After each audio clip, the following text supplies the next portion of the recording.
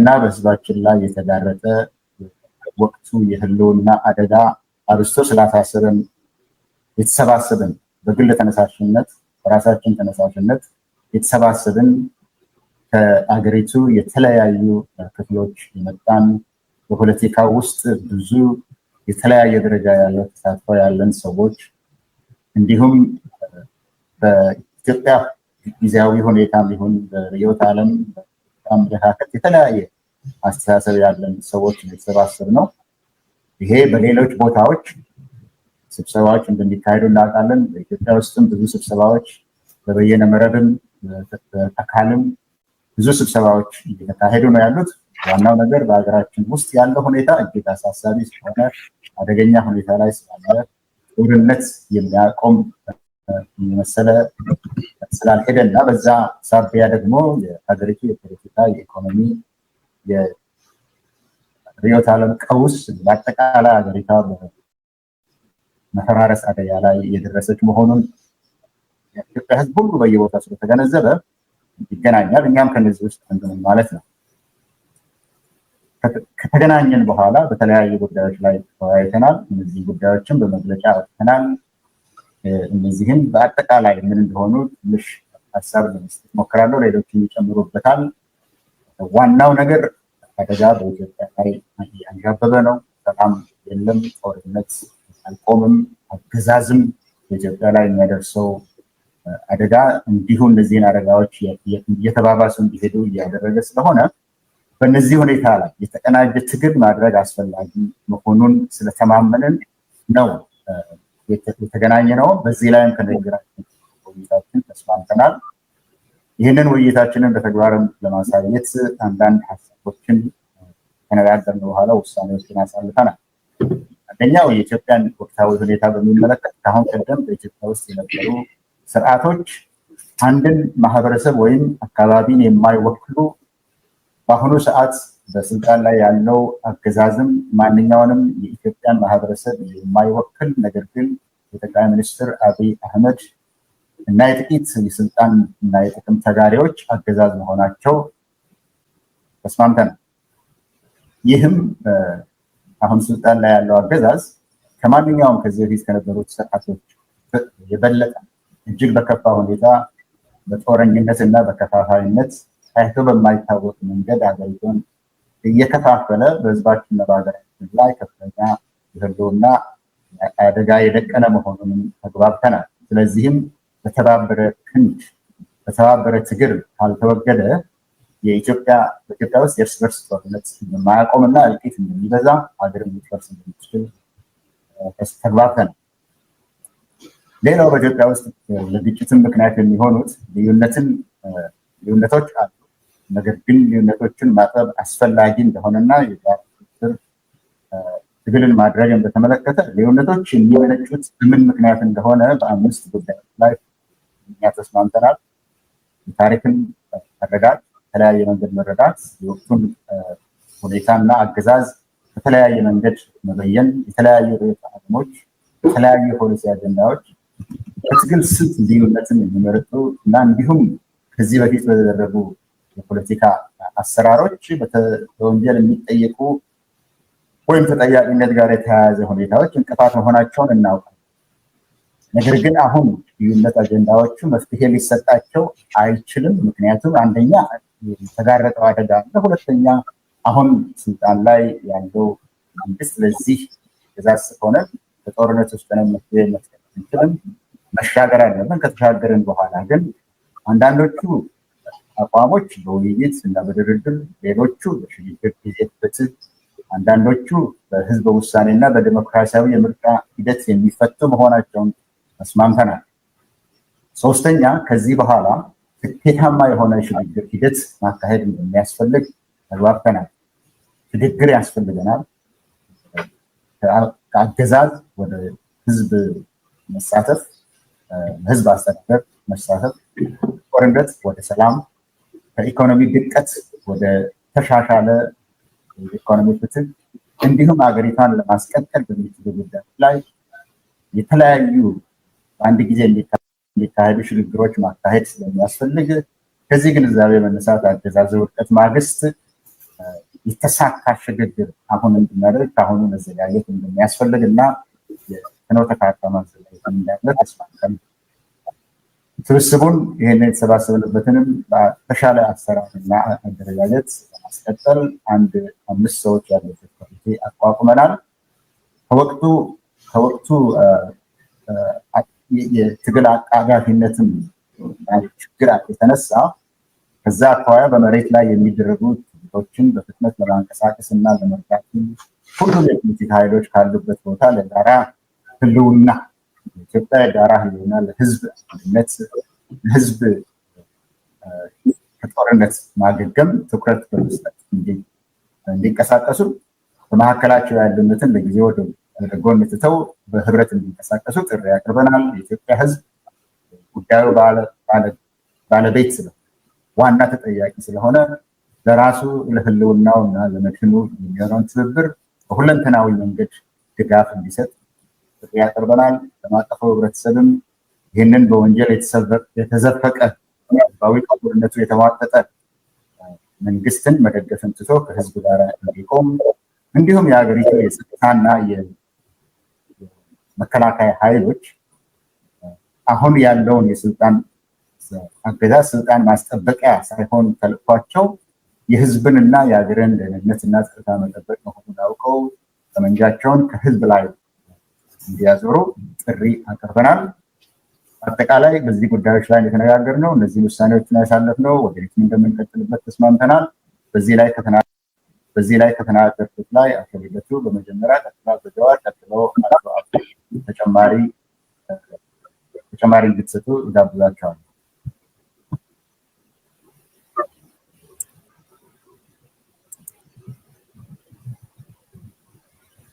አቶ ልደቱ ተጨማሪ እንድትሰጥ። ኦኬ ጀዋር ቀጥሎ ተባባሪ። እሺ በጣም ነው የምናመሰግነው።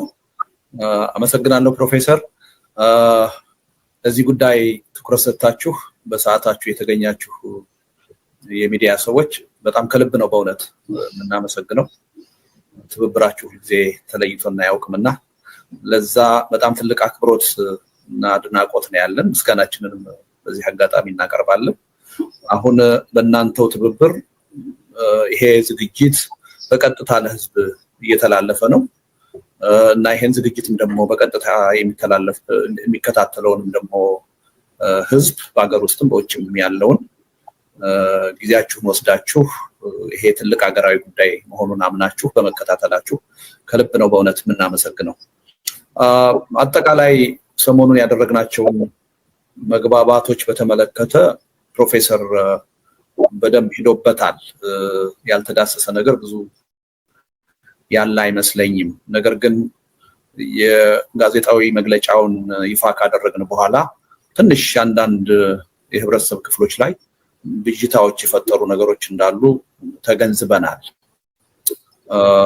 እና ምንድነው አንደኛው ከዚህ ከውክልና ጋር የተያያዘ ጉዳይ ነው እና እኛ ዛው መግለጫችን ላይ በደንብ እንደገለጽ ነው በግል ተነሳሽነት ነው ይሄን ነገር የጀመርነው። ገና የመጀመሪያ ግንኙነት ነው። በግል ነው የጀመርነው ስንል ግን ሰዎቹ እንዲሁ ዝም ብለን በአጋጣሚ የተገናኘን ግለሰቦች ነን ለማለት አይደለም። ከድርጅትም ከስብስብም ከተለያየ ህብረተሰብ ክፍል የመጣንን በኢትዮጵያ የፖለቲካ ታሪክም የየራሳችን ሚና ያለን ግን ከውክልና አንፃር ማንንም ወክለን አይደለም እዚህ የተገኘ ነው። በአሁኑ ወቅት ራሳችንን ወክለን የተገኘ ነው እና ባደረግነው ውይይትም የደረስንበት አንዱ ስምምነት ምንድነው ይሄ ስብስብ ጥሩ ስብስብ ነው።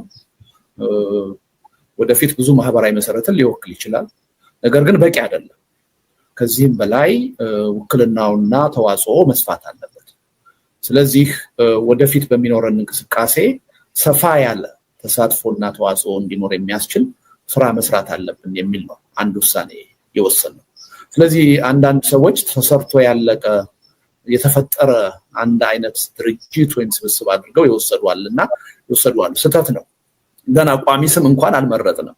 ራሳችን እንዴት ነው ወደፊት ምን ቀጥለው የሚለውን ራሱ ለመወሰን ገና ተከታታይ ውይይቶች ነው የምናደርገው። ያን ፋሲሊቴት የሚያደርግ አንድ 5 አባላት ያሉት ጊዜያዊ ኮሚቴ አቋቁመናል። ስለዚህ ገና በጅምር ያለነው በእኛ ብቻ ሳይሆን በሌሎችም ተሳትፎ ዳብሮ ትክክለኛ አቅጣጫ ይዞ ወደፊት የሚቀጥል እንቅስቃሴ ነው የሚሆነው እና የውክልናን ጉዳይ በዚህ መልኩ መረዳት ያለብን ይመስለኛል። ሁለተኛው ትንሽ ብዥታ ፈጥሮ ያየሁት የሚናችንን ያለ መረዳት ጉዳይ ነው። የኛ ሚና አሁን የኢትዮጵያ ህዝብ መከራ ላይ ነው ብለን እናምናለን። ከፍተኛ የሆነ የህልውና ፈተና ውስጥ ነው፣ አደጋ ውስጥ ነው ብለን እናምናለን። ስለዚህ ትግል እየተካሄደ ነው፣ ወደፊትም የበለጠ ተጠናክሮ መካሄድ አለበት። ያ ትግል በትብብር መካሄድ አለበት የሚል ያ ትግል ደግሞ በትብብር ከተካሄደ በኋላ ካለፉት የትግል ሂደቶች የተማርናቸው የቀሰምናቸው ትምህርቶች አሉ። የኢትዮጵያ ህዝብ ትግል ያካሂዳል፣ ዋጋ ይከፍላል። ከከፈለ በኋላ ለውጡ በሆኑ አካላት ይጠለፋል ወይም ይጨናገፋል። ይሄ መደገም የለበትም። ስለዚህ አንደኛ እንዴት ጠንካራ ትግል አድርገን በአሸናፊነት ልንወጣ እንችላለን የሚለውን ነገር በደንብ በጥናት የተመሰረተ ፍኖተ ካርታ ሊኖረን ይገባል። ዝርዝር ጉዳዮችን ያካተተ አንድ። ሁለተኛ ለውጥ ከመጣ እና በአሸናፊነት ስንወጣ ምን አይነት የሽግግር ሂደት ነው የሚኖረው? ለዚህም አስቀድመን መዘጋጀት አለብን። አሁን በስልጣን ላይ ያለው አገዛዝ በእኛ ትግል ብቻ ሳይሆን በራሱ ውስጣዊ ድክመትና ችግር ከፊታችን ባለ ማንኛውም ጊዜ ሊፈራርስ ይችላል። በጣም በጣም ትልቅ የሆነ ችግር በውስጡ ያረገዘ ስርዓት ነው። ስለዚህ ዋናው ማሸነፍ ነው። የሽግግሩን ጉዳይ ኋላ እንደርስበታለን ብለን እጃችን አጣጥፈን ቁጭ ልንላቸው። ስለዚህ የሽግግርን ጉዳይ ከወዲሁ እየተነጋገርን ምን አይነት የሽግግር ነው የሚኖረው የሚለውን ነገር አንድ ፍኖተ ካርታ ያስፈልገናል የሚል መተማመን ላይ ደርሰናል። ከዚህ ውጪ ምናልባት አንደኛ ይሄ የብሔራዊ እርቅ መድረክ አይደለም። የወንጀል የጥፋት ተጠያቂነትን እኛ የመማር ወይም ደግሞ የተጠያቂነትን ጉዳይ የማካሄድ ማንዴት የለም። ይሄ ጉዳይ ደግሞ አንድ ትልቅ እንቅፋት እንደሆነ ለመሰባሰብ ተረድተናል። ስለዚህ አንዱ የተማመንበት ነገር ምንድነው? ይሄ እንቅፋት የሆነ ነገር እንቅፋት ሆኖ እንዳይቀጥል መተማመን ያለብን ምንድነው? ሁላችንም በፖለቲካ ሂደቱ ውስጥ ስንቆይ የሰራናቸው ስህተቶች፣ የተፈጸሙ ወንጀሎች ይኖራሉ። ስለዚህ ይሄ ተጠያቂነት መኖር አለበት። ያ ተጠያቂነት ግን አሁን ሊካሄድ አይችልም። አሁን አገዛዝ ነው ያለው፣ ህዝቡ እልቂት ውስጥ ነው ያለው፣ አገሪቱ በመኖርና ባለመኖር አፋፍ ላይ ነው ያለችው። በዚህ ወቅት ተጠያቂነት ሊመጣ አይችልም። ስለዚህ አሸንፈን አንድ ሁሉን አቀፍ የሆነ የሽግግር ሂደት በሚመጣበት ጊዜ የሽግግር ፍትህ መኖር አለበት። ያኔ እንደየጥፋታችን እንደየወንጀላችን ተጠያቂ የመሆንን አስፈላጊነት ከወዲሁ መተማመን አለበት የሚል ነው። በዚህ ደረጃ ተማምነናል። ስለዚህ አንዳንድ ጊዜ የመታረቅ መድረክ አድርገው የወሰዱ ሰዎች አሉ። እሱ አይደለም። እሱ በሽግግር ሂደት ጊዜ የሚደረግ ነው፣ የኛ ዓላማ አይደለም እና እዚህ ላይ አንዳችን ለሌላችን የተለያየ ስሜት ሊኖረን ይችላል። አንዳችን ሌላችንን ተጠያቂ መሆን አለበት ብለን ልናምን እንችላለን። አዎ፣ ነገር ግን ይሄን ችግር የምንፈታው ዛሬ አይደለም። ይሄ ችግርም ደግሞ ለመተባበር እንቅፋት ሆኖብን ሊቀጥል አይችልም በሚል መስማማት ላይ ደርሰናል። አንዱ እሱ ነው። ሌላው የትግል ስልትን የማዋሃድ ወይም ደግሞ የትግል ስልትን አንድ የማድረግ እንቅስቃሴ አድርገው ያዩታል የየራሳቸውን ትርጉም በመስጠት። እሱም ስህተት ነው። በኢትዮጵያ ተጨባጭ ሁኔታ አሁን ያለው ነባራዊ ሁኔታ ሁለት የትግል ስልቶች ኢትዮጵያ ውስጥ እንዲኖሩ አድርጓል። በሰላም የምንታገል ኃይሎች አለን፣ በትጥቅ በጠበንጃ የሚታገሉ ኃይሎች አሉ። እነዚህን ሁለት ስልቶች ማዋሃድ አይቻልም።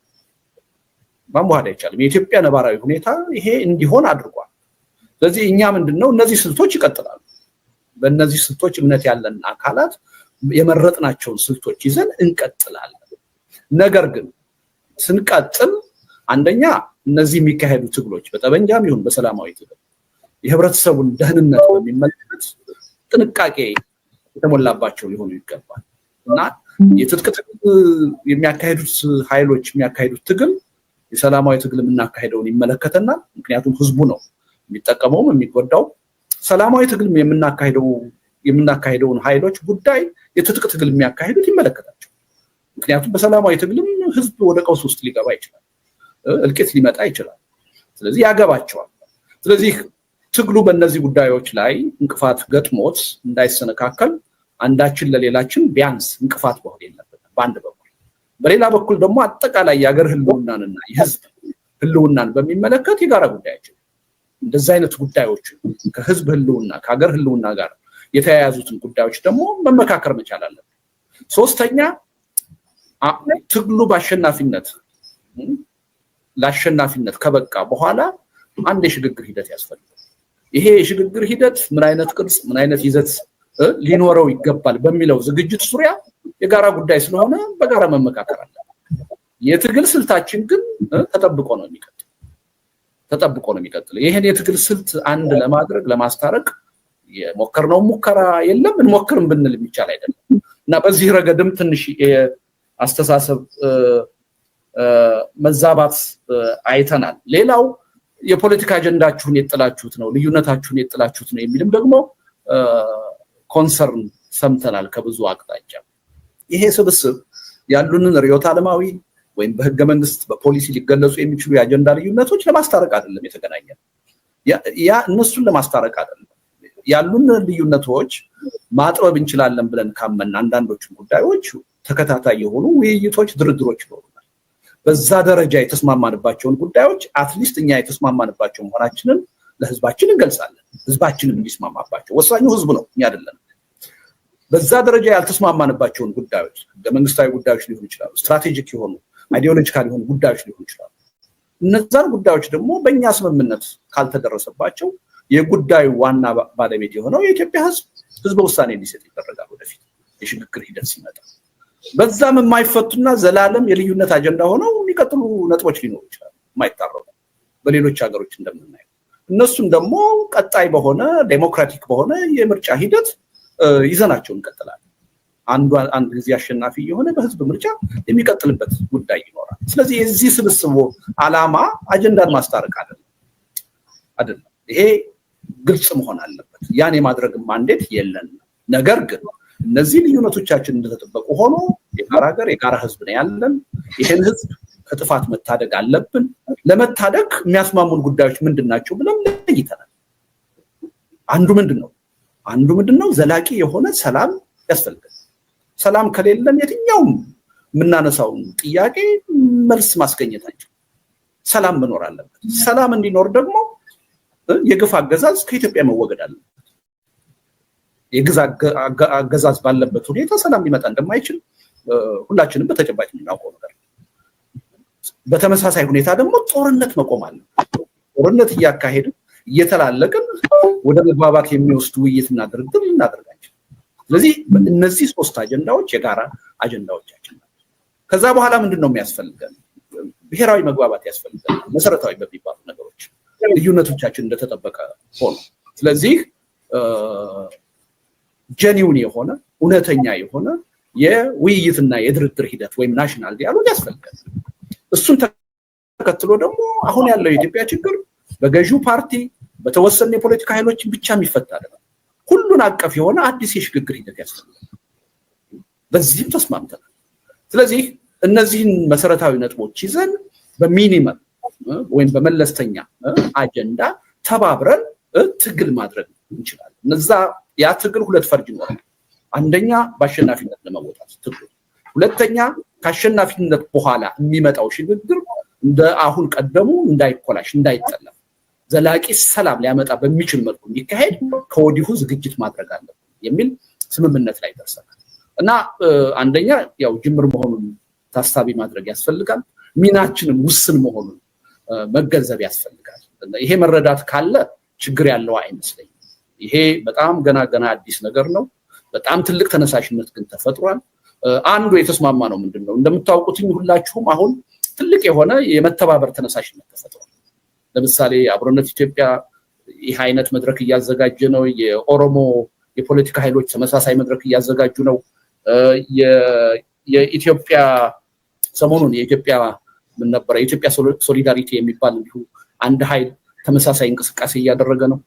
ይሄን ማን ነው ይሄን ማስተባበር ያለበት የሚለው ወደ ፉክክር ውስጥ ሊያስገባንና ሌላ የቅራኔ ምንጭ ሊሆን አይገባው።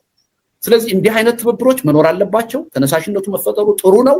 ነገር ግን በትብብር በጋራ መሰራት አለበት የሚለውንም ተስማምተናል እና ይሄ ቀላል ነገር አይደለም እና ሚናችን በዚህ ደረጃ የተገደበ እና የተመጠነ እንደሆነ ቢታወቅ ጥሩ ነው ብዬ ነው። በጣም ነው የማመሰግነው ፕሮፌሰር። አመሰግናለሁ አቶ ልደቱ።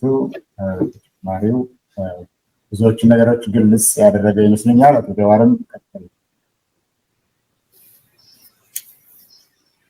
አመሰግናለሁ። ታዳሚዎችም ጋዜጠኞችም ስለመጣችሁ አመሰግናለሁ። አጠር አድርጌ ብቻ የስብሰባው አንደኛ የስብሰባ አዲስ አይደለም። በሀገራችን ጉዳይ ትግል ለማቀናበርም ሆነ ለሽግግር ለመዘጋጀት ብዙ ውይይቶች እየተካሄዱ ነው ያሉት። ግማሾቹ በግልጽ ግማሾቹ በፕራይቬት በሆነ መልኩ እየተካሄዱ ነው። ኢትዮጵያ ውስጥም ከኢትዮጵያ ውጭም እየተካሄዱ ነው ያሉት። የዛው አካል ነው። እዛም የተሰባሰቡ ሰዎች በተለያየ ውይይቶች ውስጥ እየተሳተፍን ያለን ሰዎች ነን። it's a continuation of various initiatives ወደፊትም የሚቀጥል ነው። ሰፋ ብሎ የሚቀጥል ነው። ፕላኖች ወደፊት የምናሳውቅ ይሆናል። በዛ መልኩ ነው መታየት አለበት። ሁለት ነገር ነው የተወያየ ነው ጠቅላላ ሲደረግ። አንዱ አሁን ልደቱ እንዳለው የተካሄዱ ያሉ ትግሎችን ለማቀናጀት የተቀናጀ ትግል ለማካሄድ በትግልና በሰላማዊ መልኩ እየተንቀሳቀሱ ያሉ በተለያየ አደራጀት ያሉ ተራበውና ተደጋግፈው ለድል እንዲበቁ ማቀናጀት አስፈላጊነት ላይ ውይይት ተካሂዷል። ሁለተኛው ደግሞ ለውጥ ሲመጣ ያ ለውጥ እንዳይጨናገፍ እንዳይጠለፍ ምን አይነት ዝግጅት ያስፈልጋል? ያ ለውጥ የህዝባችን ለዓመታት የተራበውን ፍትህ፣ ዲሞክራሲ፣ ነፃነትና ልማት ያጎናጽፍ የሚችል የፖለቲካ ስርዓት ለመገንባት ካሁኑ ዝግጅት እንደሚያስፈልግ ከዚህ በፊት የተፈጸሙ ስህተቶች ከዚህ በፊት ያመለጡ እድሎች እንዳይደገሙ ካሁኑ በንድፈ ሀሳብ ደረጃም በጠለቅ ብሎም መወያየት አስፈላጊነት ላይ ሰፊ ውይይት ነው ያለው። እኔ በእኔ ግምገማ ውይይቱ ከጠበቅኩት በላይ ሆኖ ነው ያገኘሁት። ስቴትመንት የሀገራችን የፖለቲካ ሊሂቅ የፖለቲካ ማቹሪቲ በከፍ ያለ መሆኑን የተረዳሁበት ነው።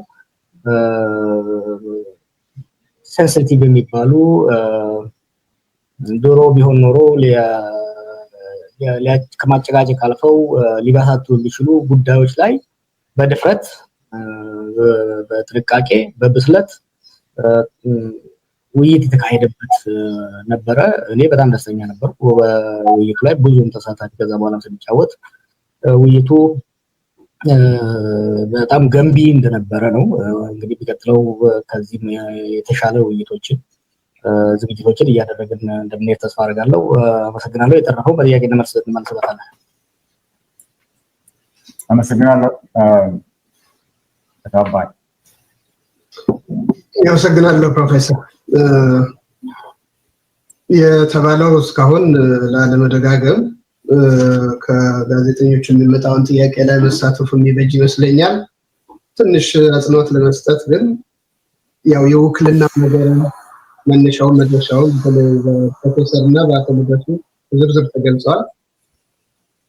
እዚህ ያለው ስብስብ አንዳንዴ ከሳሽም ተከሳሽም ነው። ተካሶም ቢሆን ግን ፍርድ ቤትን ሄዶ ለመከራከር ጊዜ የማይሰጥ የህልውና አደጋ ላንዣበበ ህልውና ሳይኖር እነዚህ ነገሮች ላይ አንዱ ሲደግፍ ሌላው ሲቃወም ጊዜ ከማጥፋት አሁን እኛ በምንወያይበት ሰዓት ሳይቀር የህዝብ ህይወት አደጋ ላይ ያለ ብቻ ሳይሆን ብዙ ህይወትም ያጣን ባለንበት ወቅት ሆነን የምናደርገው ነገር ስለሆነ ፍቱን መድኃኒት የገሌ ድርጅት ነውና እሱ እስኪያልቅ ድረስ እሱን እየተቸን ዳር ላይ ተቀምጠን ከምንጠብቅ ምናልባትም ይሄ አዲስ መንገድ ትላንትና አብረን መነጋገርም መገናኘትም የማንችል በግለሰብ ደረጃ እንዲሆን ቅድም እንደተባለው የምንወክለው ድርጅትም ምን ባይኖርም እስካሁን ባደረግነው ጉዞ አንዳችን የአሁንን ስርዓት በማዋለድ ሌላችን በመቃወም ያጠፋነው ጊዜ ያዋለድነው ይሁን የተቃወምነው አሁን በስልጣን ላይ ያለው አገዛዝ ሁላችንም የማይወክል ከመሆኑ የተነሳ አሁን ሁላችንም ቪክቲም ሆነን ሁላችንም ተጎጂ ሆነን ተገናኝተናል። ስለዚህ ህዝባችን በየደረጃው አንዳንዶቻችን ገና ኢትዮጵያዊነቱን ሁሉ እስክንጠየፍ ድረስ እንዲያውም ጨራሽ ኢትዮጵያውያን ጋር አብሮ ለመኖር አያስፈልግም እና ሌላ መንገድ እንጀምር ብለን ሌላ ሐሳብ ውስጥ የገባን ሰዎችም ጭምር እዚህ ተቀላቀልንበት ምክንያት ለመውጣትም ለመቆየትም ከውይይትና ከመተባበር ውጪ ሌላ አማራጭ የለም ከሚል ነው። እኔ የፐርሰናል ኦፒኒየን ነው። በየአንዳንዳችን በስተጀርባ በጣም የተጎዳ ህዝብ አለ። ለዚህ እንቅስቃሴም ቢሆን ግን እንደተባለው አቶ ልደቱን በዝርዝር እንደገለጸው ይሄ መግለጫ መነሻ እንጂ የሚሻሻልም የብዙ ባለሙያዎችም የእናንተንም ጭምር ስራና ትግል የሚጠይቅ ነው። ግን እንደተባለው አንዱ አንዱን እየጠለፈ አንዱ ሲሰለፍ ሌላው እየሳቀ ያጠፋነው ጊዜ ሁላችንም በጸጸት ላይ ሆነን አሁንም የሚጠፋ ጊዜ እንዳይኖር አሁንም የሚጠፋው አንድ ተሰብሳቢ በመካከላችን እንደጠቀሰው ኢትዮጵያ እየደማች ነው ብለዋል።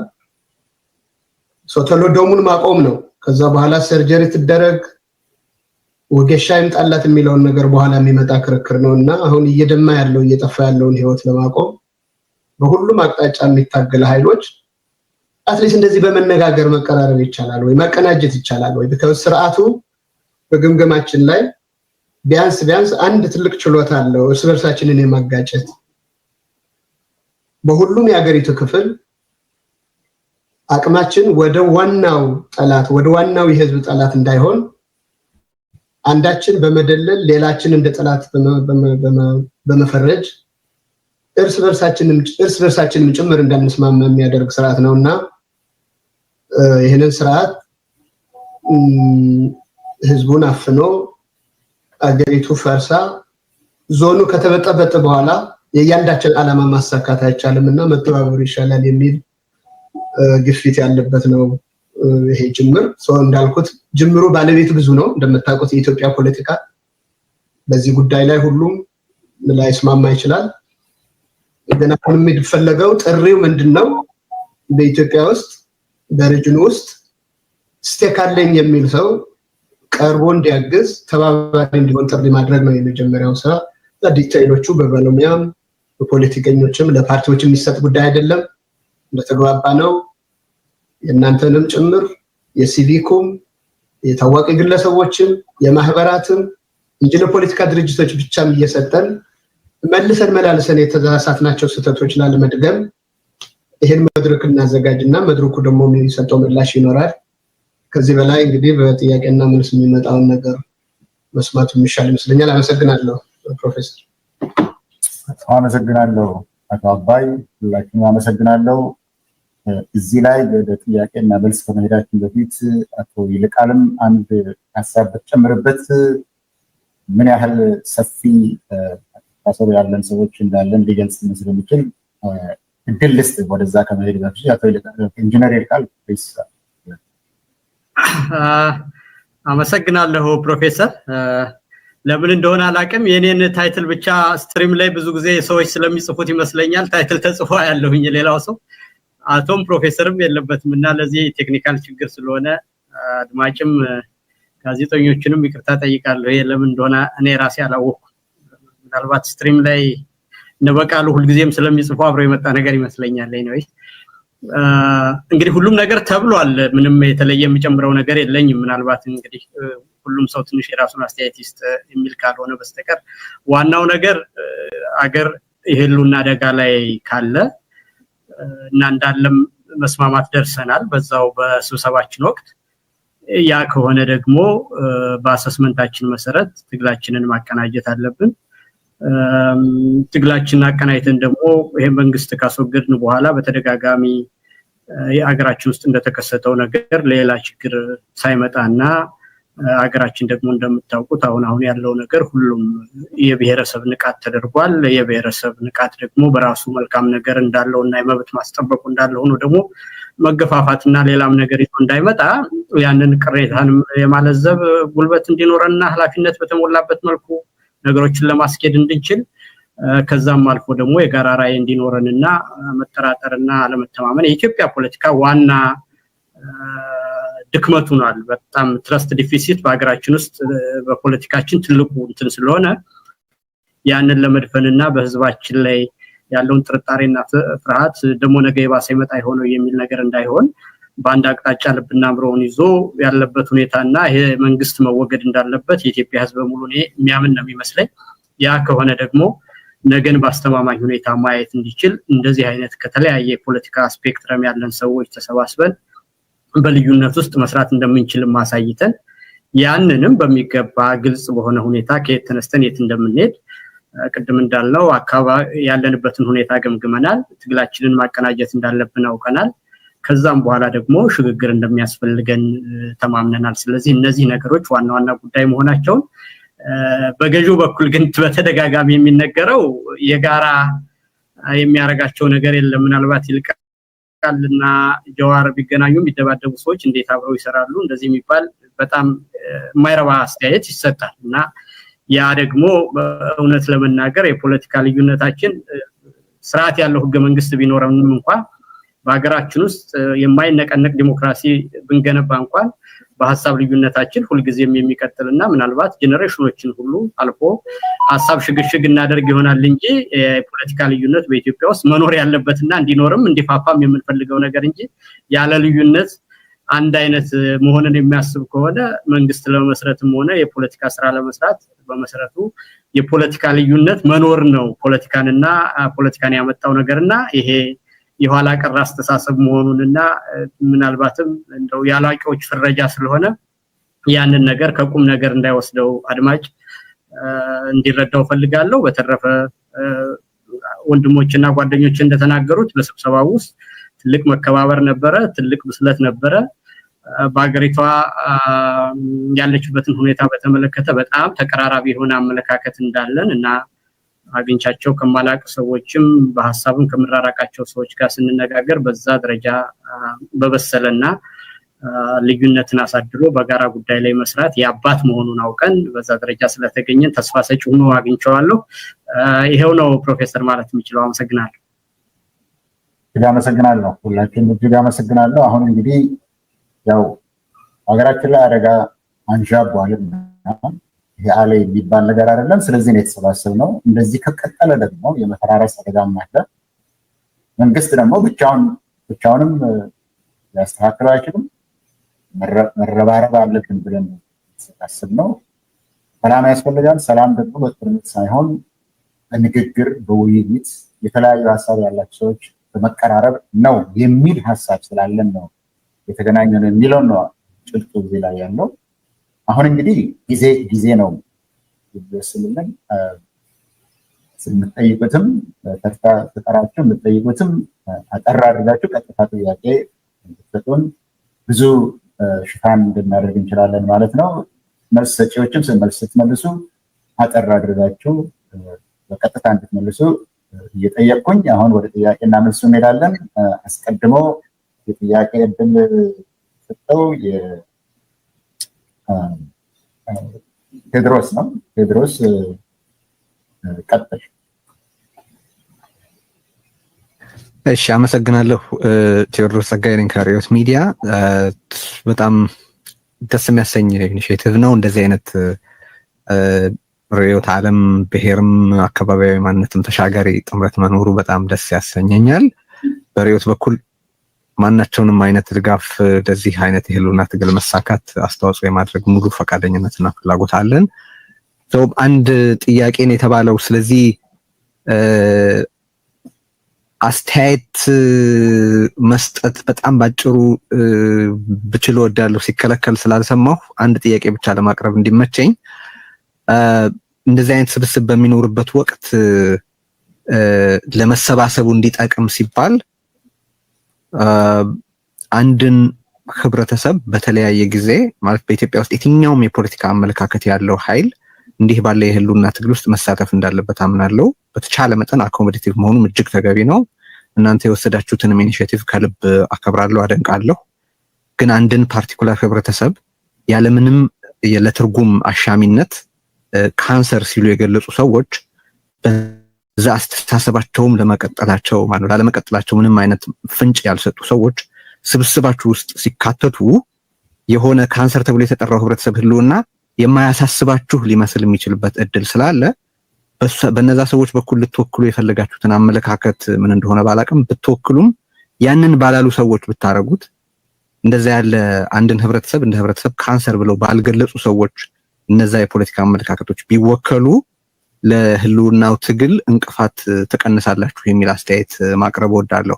ወደ ጥያቄ ልሻገርና አገዛዙ እንዲህ ያሉ በአስተያየቴም ላይ አስተያየት ተሰጡበት በጣም ደስ ይለኛል። በነገራችን ላይ በጥያቄ ላቅርብና አገዛዙ እንዲህ አይነት ጥምረቶችን ሁሉ ጊዜ ሲከስ የሚሰማው የውጭ ኃይሎች ያደራጁት ነው፣ የውጭ ኃይሎች የላኩት ነው፣ የውጭ ኃይሎች እንዲህና እንዲያ የተልእኮ የሰጡት ነው ወዘተረፈ ብሎ ነው።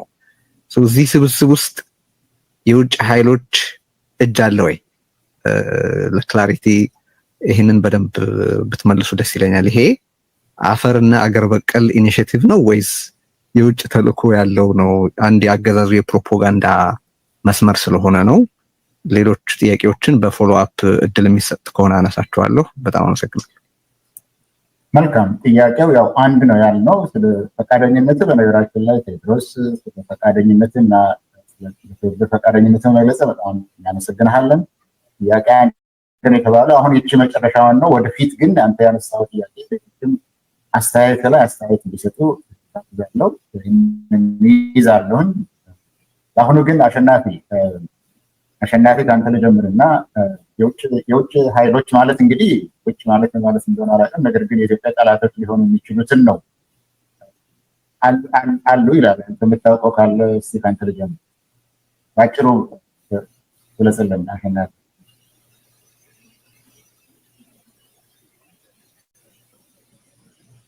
ኦኬ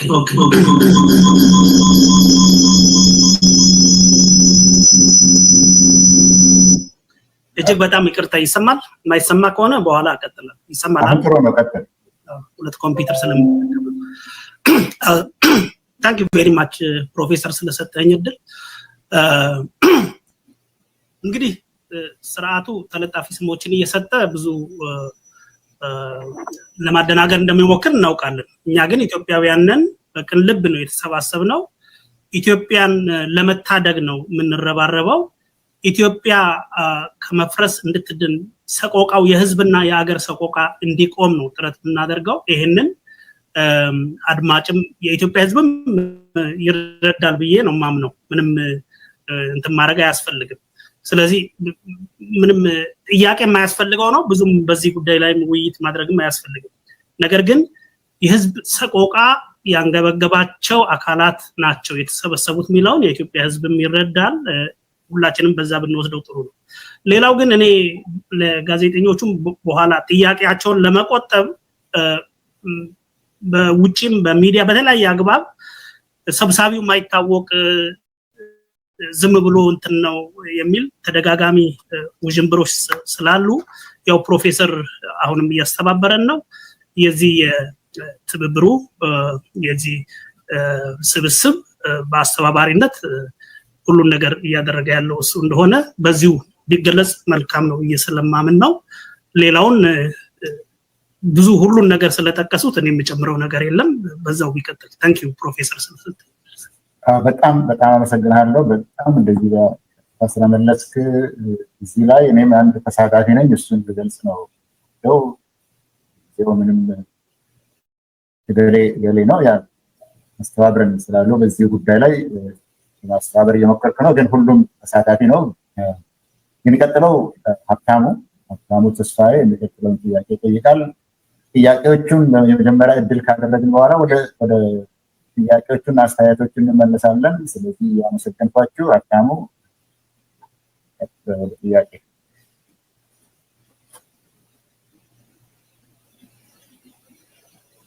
ሀብታሙ ተስፋዬ አስገባልን። አሸናፊ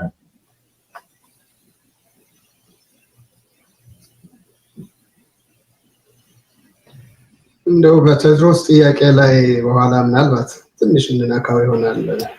እድል እሰጥሃለሁ። በእውነት በቀጥታ መልካም አመሰግናለሁኝ።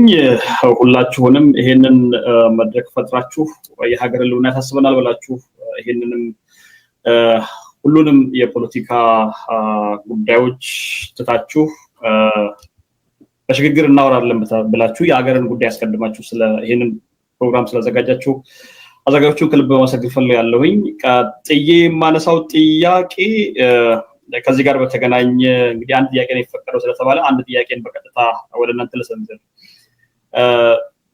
ጥያቄ የሚሆነው ይሄ መወያየቱ መገናኘቱ ጥሩ ነገር ሆኖ ሳለ በተራ ቁጥር 2 ላይ ባወጣችሁት መግለጫ በተራ ቁጥር 2 ላይ አሁን ያሉብንን ቁርሾች ወይ ደግሞ ያሉብንን የፖለቲካ አስተሳሰቦችና ልዩነቶችን በይደር አቆይተን ለቀጣይ በሽግግር ጊዜ ወይ ደግሞ በሽግግር ጊዜ የምንወያይባቸው ነው የሚሆነው የሚል ጊዜ ነው ያስቀመጣችሁትና ያሉት ልዩነቶች ስርዓቱ ከተወገደ በኋላ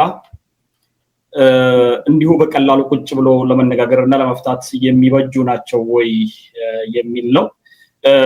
በቀላሉ የሚፈቱ ነገሮች ናቸው ወይ? አሁን ያልተፈቱ ጉዳዮች በሽግግሩ ጊዜ ብቻ ሊፈቱ የሚችሉ ጉዳዮች ናቸው ወይ? የውሃና ዘይት ያክል የተራራቁ አስተሳሰብ ያላቸው ሰዎችም የፖለቲካ ድርጅቶችም ጭምር በዚህ ስር የሚካተቱ ከሆነ ስርዓቱ ከተወገደ በኋላ ሌላ ብጥብጥና ሌላ ጦርነት የሚያዋልድ ነገር ሊፈጠር ይችላል ወይ የሚል ስጋት አያሳስባችሁም ወይ የሚል ነው የኔ ጥያቄ። በርካታ ነገሮች አሉት ውስጡ ላይ። እንግዲህ ጥያቄውን በዚሁ ወደ እናንተ መወርወር ፈልጋለሁ። አመሰግናለሁ። መልካም አቶ አባይ ይሄንን ጥያቄ መልስና አስተያየት ለመስጠት እንፈልጋለንና እሱን አስተያየቱን በዚህ አስተካከ ብትሰጥ ደስ ይለኛል።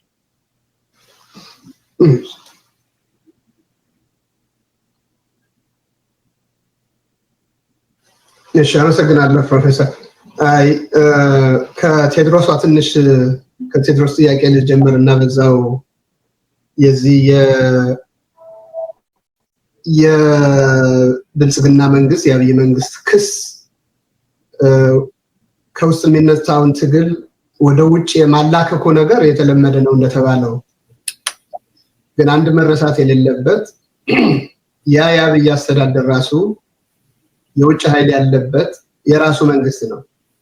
በውጭ ጉዳይ ሚኒስትሩ አማካይነት ከውጭ ኃይሎች ጋር የሚሰራ አልፎም በድብቅ ከውጭ የሚመጡትን ድጋፎች ሁሉ ለህዝብ የማይገለጽበት የውጭ ጣልቃ ገብነት ያለው ኢትዮጵያ ውስጥ ነው። ኢትዮጵያ ስርዓቱ ራሱ የሚያጋባው ስርዓት ነው የውጭ ጣልቃ ገብነት ያለው። ግን አንዱ ዓላማ ከተሳካ አንዱ የትግል ስልት የኢትዮጵያ ህዝብ የሚያደርገው ትግል ሁሉ በዲፕሎማሲ በኩል የውጭ ኃይሎች ተባባሪ እንዲሆኑ ማድረግ ነው። የተለየ ዓለም የተለየ አይላንድ የለንም።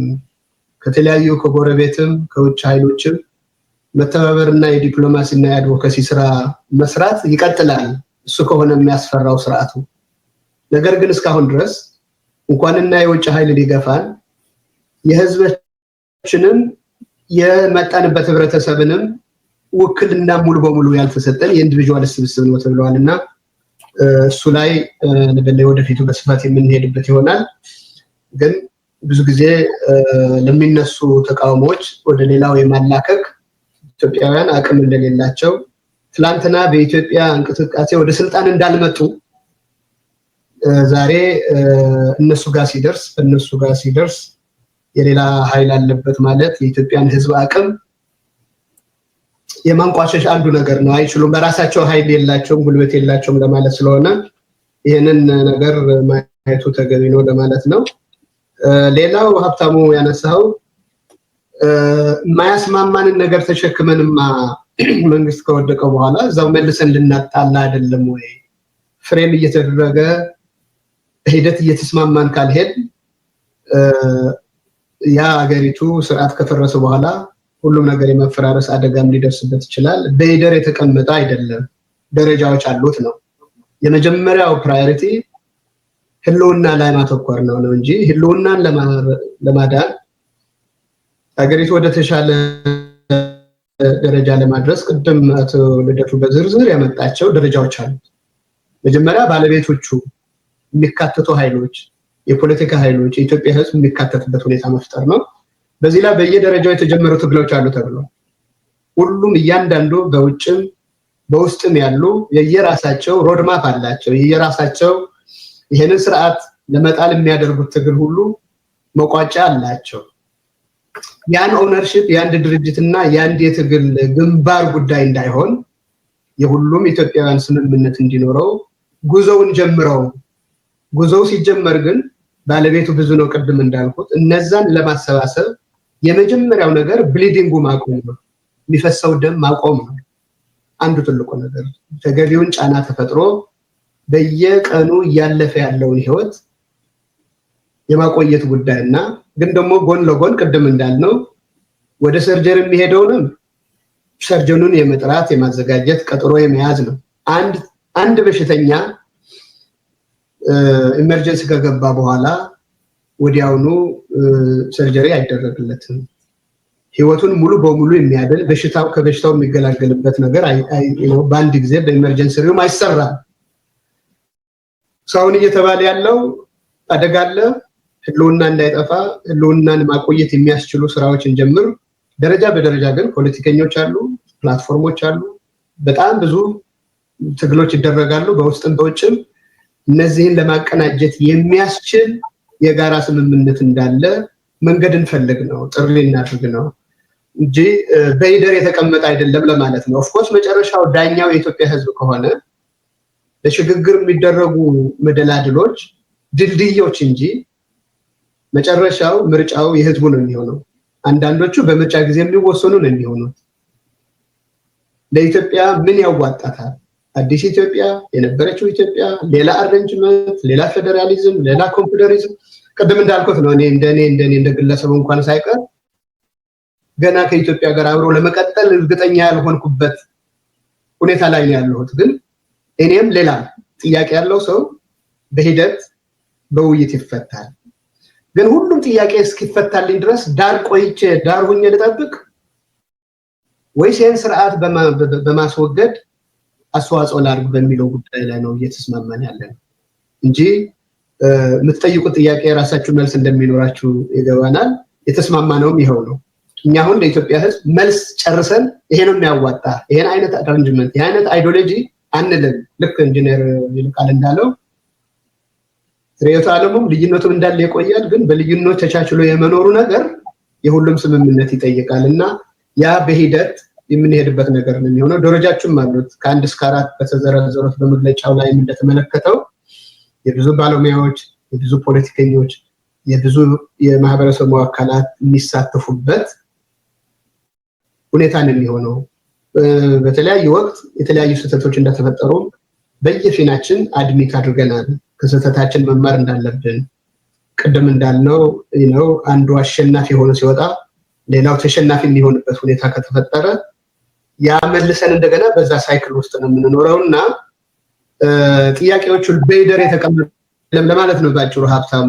እነሱንም ቢሆን ደረጃ በደረጃ ከሽግግሩ መድረክ እስከ ዲሞክራሲያዊ ግንባታ የሚሄዱ ሂደቶች አሉ። እነዚህ ኤክስፐርትስን የሚጠይቁ የቅድም ያልነው የሁሉም ህብረተሰብ ተሳትፎ የሚጠይቁ ይሆናሉ። ዋናው ነገር ግን ይሄን ሁሉ እስኪሟላ ድረስ በየጊዜው ወረቀት እየማጨርን ቁጭ ብለን እንጠብቅ ወይስ ትግሉን አፋፍመን ወደ አንድ አምጥተን ሁሉም የሚፈልጉት ህዝቦች ስቴክሆልደሮቹ ወደ አንድ የሚመጡበት ድልድይ እንስራ በሚለው ላይ ነው፣ በዛ ደረጃ ላይ ነው ያለነው ለማለት ነው። አመሰግናለሁ። አንዳንዶቹ ጥያቄዎች አስቀድመው የተመለሱ ይመስላል። አሁን ብዙ በደል የሰሩ በፖለቲካ ምህዳር ውስጥ መጠቀም የማይገባን ቋንቋ የተጠቀሙ እንዴት እዚህ ሊቀላቀላሉ የሚችለው ያው ቀደም ሲል አቶ ልደቱም ተናግሮታል። እኛ ጠያቂዎች አይደለንም፣ ለመጠየቅም ጊዜው የለም። ነገር ግን ሰላምን ለማውረድ እና ጦርነትን ለማቆም ከሁሉም ወገኖች ጋር መነጋገር፣ ሰፊ ድንኳን መጣል አስፈላጊ መሆኑን አስቀድመን ተናግረናል። ምናልባት እነዚህ እየተደራረቡ መልሶች ሲሰጡ በቂ መልስ ሊሆኑ ይችላሉ ብዬ ገምታለሁ። ግን በኋላ አሁን ባለው ሁኔታ ከሄድን ተመልሰን የምናያቸው የምንችል ይሆናል። አሁን ከዚህ ቀጥሎ በቃሉ አቆንጆ ያንተ ተራ ነው። እሺ፣ አመሰግናለሁ። በቃሉ ላምራዊ ከኢትዮ ኒውስ። በዚህ ፕሮግራማችሁ ላይ ሚዲያችን አንድም ሁለትም ሶስትም ሆናችሁ በተናጠልም ቢሆን ጉዳዮችን ለማብራራት ፍላጎት ላላችሁ ሰዎች በሙሉ ክፍት ነው። እኛም ጋዜጠኝነታችንን በመጠየቅ ለህዝቡ ለመወጣት የምንፈልገውን ኃላፊነት አብረናችሁ እንደሆነ እንድታውቁ ነው። የኔ ጥያቄ ከተራ ቁጥር 2 ጋር የተያያዘ ነውና ከተራ ቁጥር 2 ላይ በመግለጫችሁ ባሰፈራችሁት ምናልባትም ከዚህ ስርዓት በኋላ ነው ችግሮች ላይ ቁጭ ለመወያየት የምንችለው የሚለው ታሳቢ ሆኖ ነገር ግን አሁን እንደ ስብስብ በግል ከምትታወቁባቸው የፖለቲካል እንቅስቃሴዎቻችሁና ተውቶቻችሁ ውጪ እንደ ስብስብ ባለፉት 7 ዓመታት በብልጽግና አገዛዝ በኢትዮጵያ ውስጥ የተፈጸሙ የጦር ወንጀሎችን፣ ማንነት ተኮር ጭፍጨፋዎችን፣ ማፈናቀሎችን እንዲሁም ይሁነኝ ብለው የሚፈጠሩ ጦርነቶችና በሰላም ላይ የተፈጸሙ ወንጀሎችን ትቀበላላችሁ ታዋግዛላችሁ ወይ? ይህ ከሆነ መሬት ላይ ካሉ ኃይሎች ጋራ የሚኖራችሁ ግንኙነት የማስተባበር ነው ወይስ ጥያቄያቸውን እና የተነሱባቸውን ዓላማዎች እውቅና መስጠት ነው የሚሆነው የሚለው ነው። አመሰግናለሁ። እሺ ይህንን ጥያቄ እንግዲህ መጀመሪያ ላይ አሁን ተዳርሷል። በደቱ ወደ አንተ መራዋለሁ። ቅድም ተናግረሃል። እንዲያውም እዚህ ላይ ተጨማሪ እንደ ሁኔታው ተጨማሪ እንዲሰጥ እናደርጋለን። ሰዓታችንን እያየን ያሳጠረን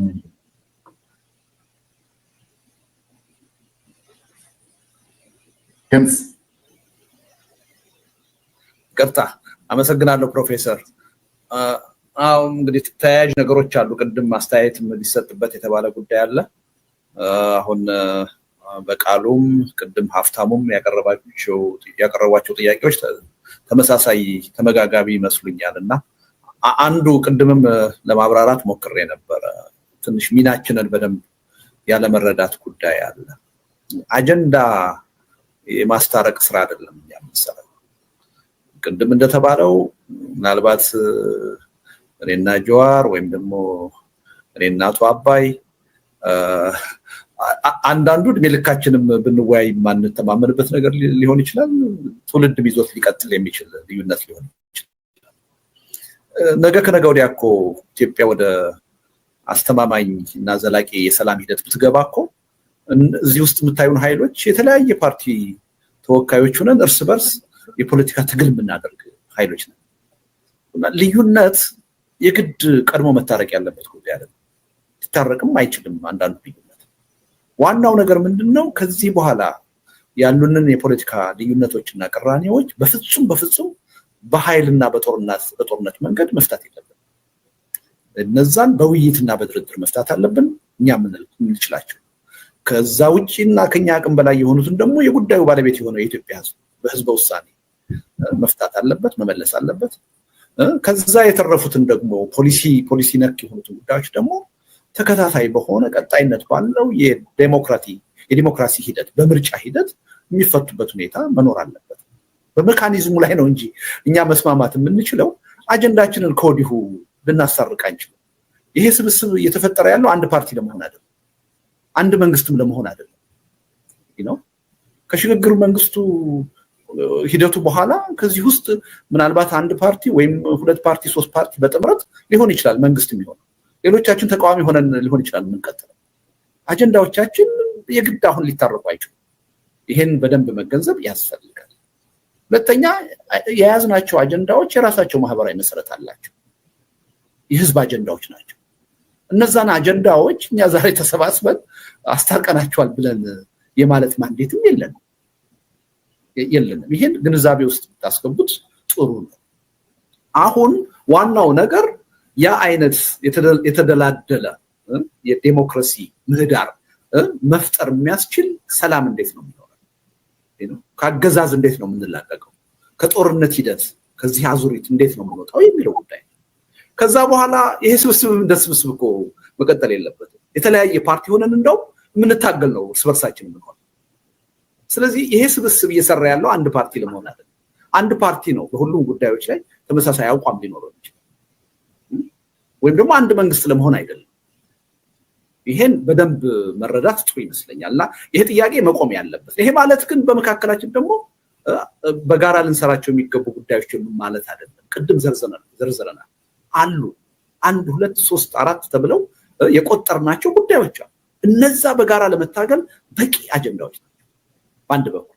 በሌላ በኩል ደግሞ ኢትዮጵያ ያለችበት ነባራዊ ሁኔታ አደጋው በህዝብና በሀገር ላይ የተደቀነው አደጋ ወደድንም ጠላንም በጋራ እንድንታገል አስገዳጅ ሁኔታ ፈጥሯል።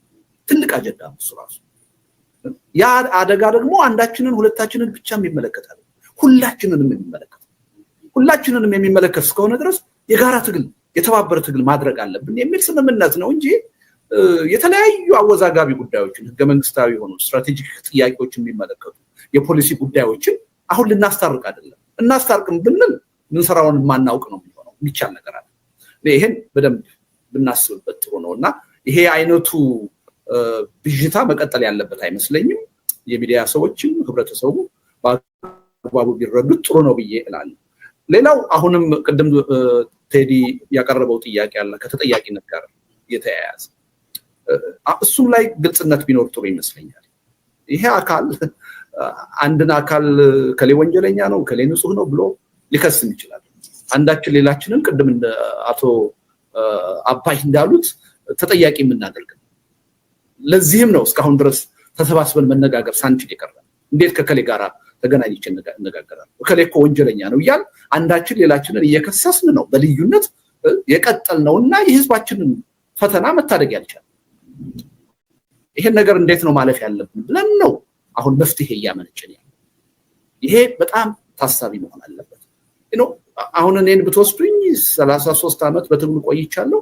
በየጊዜው ብሔራዊ እርቅ ኢትዮጵያ ውስጥ መምጣት አለበት እያልኩ ስታገል ነው የኖርኩት። ብዙዎቹ እዚህ ውስጥ ያላችሁ ተመሳሳይ አቋም እንዳላችሁ አውቃለሁ። ብሔራዊ እርቅ ይምጣ ስንል እኮ የተመሳሳይ አስተሳሰብ ያለን የምንግባባ ሰዎች እንታረቅ እያልን አይደለም፣ ወይም ደግሞ የሐሳብ ግጭት ያለን ሰዎች ብቻ እንታረቅ እያልን አይደለም። ጠበንጃ ይዘው የተገዳደሉ ደም ያፈሰሱ ኃይሎች ሁሉ ወደ እርቅ መድረክ መምጣት አለባቸው እኮ እያልን ነው። በ27 ዓመቱ የኢህአዴግ አገዛዝ ኢህአዴግን እኮ እውነተኛ የሆነ ብሔራዊ እርቅ መምጣት አለበት እያልን እኮ ስንጠይቀው ነበር። ከሱ ጋር ቁጭ ብለን ለመወያየት ለመደራደር እኮ ጥያቄ ስናቀርብ ነበር። ስላልተቀበለ ነው ትልቁ ችግር የተፈጠረው። አሁን በስልጣን ላይ ያለው መንግስት ከዚህ መንግስት በላይ ጨፍጫፊ መንግስት የለም፣ ወንጀለኛ መንግስት የለም። ነገር ግን የኢትዮጵያን ችግር ለመፍታት ሌሎች ሚሊዮኖች ነገ ከነገ ወዲያ እንዳያልቁ ለማድረግ አገር እንዳይፈርስ ለማድረግ ከዚህ መንግስትም ጋር እኮ ተነጋግረን ችግራችንን ለመፍታት ፈቃደኞች ነን። ችግሩ አገዛዙ ፈቃደኛ ሊሆን አልቻለም። ሌላው ቀርቶ እኮ አሁን የምክክር ኮሚሽን እየተባለ አሁን ህዝብን እያደናገረ ያለው አካል ጀኒውንሊ በሐቅ እውነተኛ የሆነ አገራዊ መግባባት ለመፍጠር የሚሰራ ቢሆን እኮ ሁላችንም እኮ እዛው ታገኙን ነበር። ከገዢው ፓርቲ ጋር እኮ ቁጭ ብለን ለመነጋገር ፈቃደኞች እኮ ነበር። ገዢው ጋር ፓርቲ ሰላማዊ ሆኖ ነው? ገዢው ፓርቲ ወንጀል ያልፈጸመ ሆኖ ነው? አይደለም። እንኳንስ በንግግር ደረጃና በተግባር ወንጀል ፈጽመዋል ብለን የምናምንባቸው አካሎች ጋር ሁሉ ቁጭ ብለን ተነጋግረን በጠረጴዛ ዙሪያ ችግራችንን መፍታት አለ። ያ ችግራችንን ለመፍታት በምናደርገው ጥረት ግን ተጠያቂነት የማይታለፍ ጉዳይ መሆን አለ። ጊዜው ግን መመረጥ አለ። መቼ ነው ያ የሚሆነው? በጦርነት ውስጥ ሆነን እርስ በርስ እየተላለቀን አሁን ባለንበት ሁኔታ ያን ማድረግ አንችልም። ስለዚህ አገዛዝ ተወግዶ ዘላቂ ሰላም ሰፍኖ ጦርነት ተወግዶ አዲስ የሽግግር ሂደት ሲጀመር የሽግግር ፍትህ መኖር አለ። ማናችንም ላጠፋነው ጥፋት ተጠያቂ መሆን አለ። በዚህ መተማመን አለብን። አይ ተጠያቂ መሆን የለብኝም የሚል አካል ካለ የዚህ ስብስብ አካል ይሆናል የሚል እምነት የለኝም። ሁላችንም ያን ኃላፊነት ወስደን ሁላችንም ከኔ ጀምሮ በነበረን የፖለቲካ ትግል ቆይታ በህግ ሊያስጠይቀን የሚገባ ስህተት ወንጀል ካለ ሁላችንም መጠየቅ አለብን። ያ ተጠያቂነት ግን መቼ ነው የሚሆነው? በሽግግር ዘመን በሚካሄድ የሽግግር ጊዜ ፍትህ። አይ አሁን ይሄ ችግር እስካለ ድረስ አንገናኝም ካል ምርጫው አንድ ነው። አገዛዙ ይቀጥላል፣ ኢትዮጵያም ትፈርሳለች፣ ህዝቡም ይተላለቃል። በዛ ደረጃ ያለ ችግር ሆኖብን እንጂ አሁን ኢትዮጵያ ውስጥ የተረጋጋ የፖለቲካ ሁኔታ ቢኖር አንዳችን ከሌላችን ጋር ጭራሽ መገናኘትን ላንፈልግ እንችላለን። ግን አትስቴክ ያለው እጃችን ላይ ያለው ፊታችን ላይ ያለው ነገር የህዝብ ጉዳይ ነው፣ የሀገር ጉዳይ፣ የሚሊዮኖች እልቂት ጉዳይ። ስለዚህ ትናንት የተናገረው ነገር የሰራው ነገር አብሬው እንዳልቀመጥ አያስችለኝም ካልኩ ሌላ ሚሊዮን ህዝብ ያልቃል። ይሄን በሆደ ሰፊነት በማየት ነው እንጂ እንደዚህ አይነቱ ነገሮች ሁላችንንም ሳያመን ቀርቷል። ደግሞ የተጠያቂነቱ ጉዳይ አሁን አንዳችን ጣታችን በሌሎች ላይ የምንሰነዝርበትም አይደለም። የኢትዮጵያ የፖለቲካ ሂደት ተበላሽቷል። አብዛኛው የፖለቲካ ሂደት እጁ ብዙ ስህተትና ችግር ውስጥ ተዘፍቋል። ታስታውሳላችሁ ከሁለት ዓመት በፊት የሰብአዊ መብት ድርጅቶች ያወጡትን መግለጫ የምታስታውሱ ይመስላል። አብዛኛዎቹ ኃይሎች እጃቸው በወንጀል ውስጥ ተዘፍቋል የሚል መረጃ ነው እየመጣ ያለው። ስለዚህ በዛ